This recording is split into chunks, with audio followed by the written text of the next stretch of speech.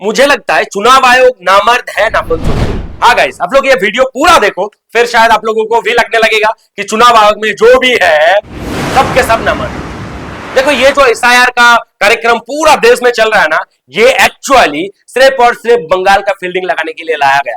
ये लोग चाहता है कि ममता दीदी को हरा के बंगाल में बीजेपी का सरकार लाया जाए। बट फिर भी मैं यही कहूंगा कि बंगाल में बीजेपी का सरकार लाना बहुत मुश्किल है, क्योंकि बंगाल का पब्लिक बहुत ही ज्यादा समझदार है।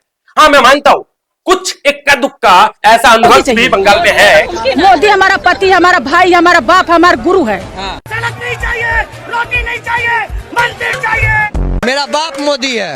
आपका बाप? हाँ। मैं इनके लिए व्रत भी रखी कि राम जी आ रहे हैं। मेरा लिविंग गॉड है वो, लिविंग गॉड। ऐसा अनुभव भी आपको इक्का दुक्का बंगाल में मिल जाएगा। बीजेपी और चुनाव आयोग का यह कहना है कि बंगाल में सबसे ज्यादा बांग्लादेशी घुसपैठिया आया हुआ है, और ये जितना भी बांग्लादेशी घुसपैठिया है इन सबको बांग्लादेश भगाना है। सॉरी, बांग्लादेशी जितना भी घुसपैठिया नहीं, जितना मुस्लिम घुसपैठिया आया हुआ है उन सबको भगाना है। क्योंकि बीजेपी तो ये कहता है कि भाई जितना भी बाहर से, पाकिस्तान, बांग्लादेश से हिंदू लोग आए हुए हैं उन सबको हम सिटीजनशिप देने वाले हैं।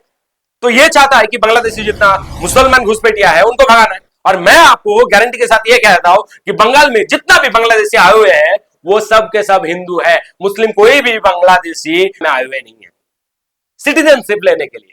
कुछ होंगे आए हुए काम बीम करने के लिए, वो लोग काम करते निकल जाते हैं, ऐसे वाला लोग होंगे थोड़ा बहुत। तभी अमित शाह जी ये लाख लोग निकाल कर साइड कर दिए। इसमें घुसपैठिए कितने हैं ये कब पता चलेगा, ये कब सार्वजनिक? मगर क्यों जानना है आपको? जानना है कितने घुसपैठिए थे? हाँ भाई, जानने का जरूरत इसलिए नहीं है क्योंकि अमित शाह जी और चुनाव आयोग ये चाहता है कि बांग्लादेश घुसपैठिए के नाम पे बंगाल का जितना भी मुस्लिम लोग है, जितना हो सके मुस्लिम लोगों का वोट काट दिया जाए। और मैं आपको इस वीडियो में यह साबित करके दिखाऊंगा कि बंगाल में जो यहाँ का स्थानीय मुस्लिम है उनका वोट किस लेवल पे काटा जा रहा है। क्योंकि बीजेपी को पता है कि मुस्लिम लोग हमें वोट बहुत इक्का दुक्का लोग डालते हैं, या मुस्लिम लोग हमें वोट देते हैं। तो पूरा देश में जैसे एसआईआर चल रहा है वैसे बंगाल में भी एसआईआर स्टार्ट हुआ। एसआईआर स्टार्ट होने के बाद सबने अपना फॉर्म फिलअप करके जमा किया, और सबमिट करने के कुछ ही दिन बाद 1 करोड़ से ज्यादा लोगों के घर पे नोटिस आया कि आप लोग डाउटफुल हो, आप लोगों पे हमें डाउट है। चुनाव आयोग ये कर रहा है। और डाउट किस किस वजह से है ये भी आप लोगों को बता देता हूं। 1 नंबर ये बता के डाउटफुल बताया कि भाई आप जिसको बाप बोल के दावी किए हो उसी इंसान को और 6 लोगों ने बाप बोल के दावी किया। तो जो एक इंसान को 6 लोगों ने बाप बोल के दावी किया, आपने उनके घर पे नोटिस भेजा, और उस नोटिस में यह भी लिख देना चाहिए था कि कौन कौन बाप बोल के दावी किया, तो फिर उसी पे क्लियर हो जाता था कि भाई ये ओरिजिनल इनका बेटा है और ये नहीं है। लेकिन आप लोग ऐसे नहीं करोगे, आप लोगों को झोल करना है ना चीजों में। और दूसरा क्या है, दूसरा नंबर पे ये है कि आपका और आपके बाप का जो एज है उसमें 50 इयर्स का डिफरेंस है, 50 साल का डिफरेंस है। इनका कहने का मतलब 50 साल का एक इंसान कैसे बच्चा पैदा कर सकता है। ये तो बायोलॉजिकल बात हो गया, ये तो मतलब टेस्ट किए बिना आप बोल ही नहीं सकते हो। तो बायोलॉजिकली, फिजिकली आपको टेस्ट करना पड़ेगा।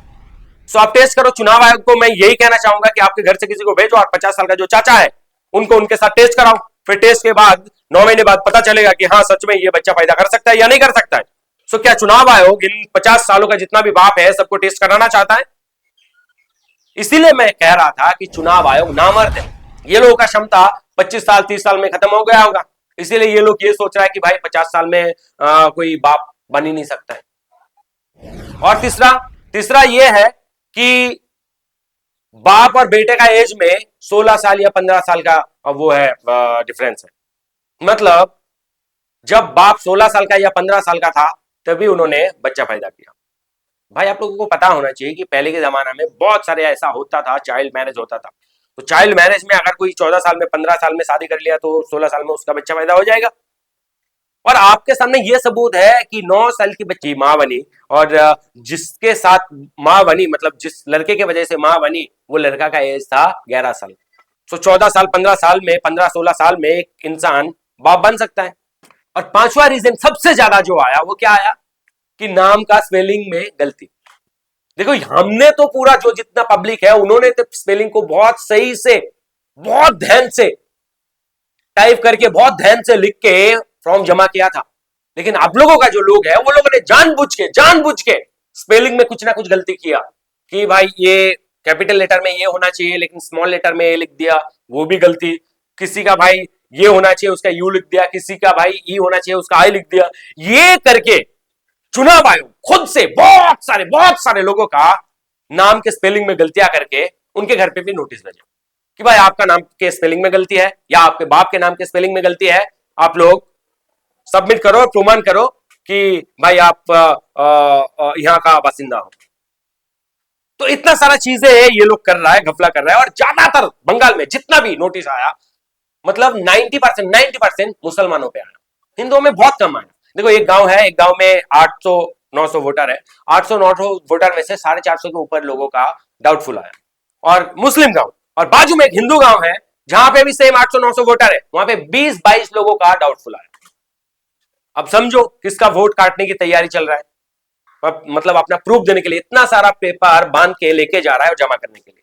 और जमा करने के लिए जब लेके जा रहा है, वहां पे स्टार्टिंग में तो कोई रसीद नहीं दे रहा था कि आप क्या जमा कर रहे हो, क्या जमा नहीं कर रहे हो, हमें आपको कोई उसका रसीद नहीं देंगे, और बाद में आप ये नहीं कह सकते हो कि हमने ये तो जमा करके कि आपका अगर वोट हमने काट दिया तो रसीद नहीं दे रहा है बोल के ये मेरा एक भाई है वो वीडियो बना रहा था।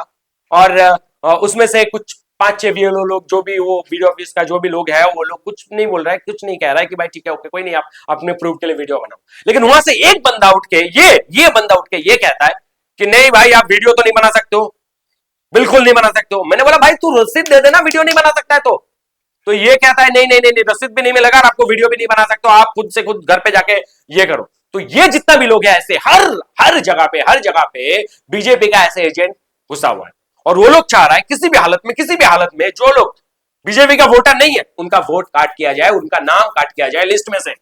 और ये झोल चल रहा है, मैं आपको लिख के दे रहा हूं, ये झोल चल रहा है। और ये शायद जो हो रहा है इसी झोल के वजह से हो रहा है, ऐसा झोल करने के लिए ही हो रहा है।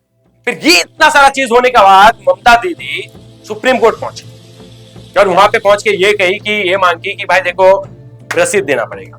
दूसरी बात ये है जो माध्यमिक का जो एडमिट कार्ड एक्सेप्टेबल नहीं था वो एक्सेप्ट करना पड़ेगा। तो ये सब चीजों में थोड़ा सा वो हुआ, सुधार हुआ। बट इन सब चीजों के बाद अभी आया बारी फर्म नंबर 7 का। फर्म नंबर 7 क्या है? वो एक फर्म नंबर है जिस फर्म से ये लिख के ये किया जाता है कि ये वोट कट करो। ये अपना जो भी डॉक्यूमेंट है, जो भी हियरिंग में जो हुआ, ये अपना फुलफिल नहीं कर पाया, अपना डॉक्यूमेंट नहीं दे पाया, अपना चीजें नहीं दे पाया। और ये फॉर्म नंबर 7 कौन जमा कर रहा है? जरा ये वीडियो 325 फॉर्मों के ऊपर इनकी फर्जी साइन कर करके इन नामों को हटाने की पेशकश की गई है। सिग्नेचर है फॉर्म 7, ना तो जब से शुरू हुई है SIR ना तो मेरे पास आया, और अभी लास्ट में जब समाप्त हो रही है उसके बाद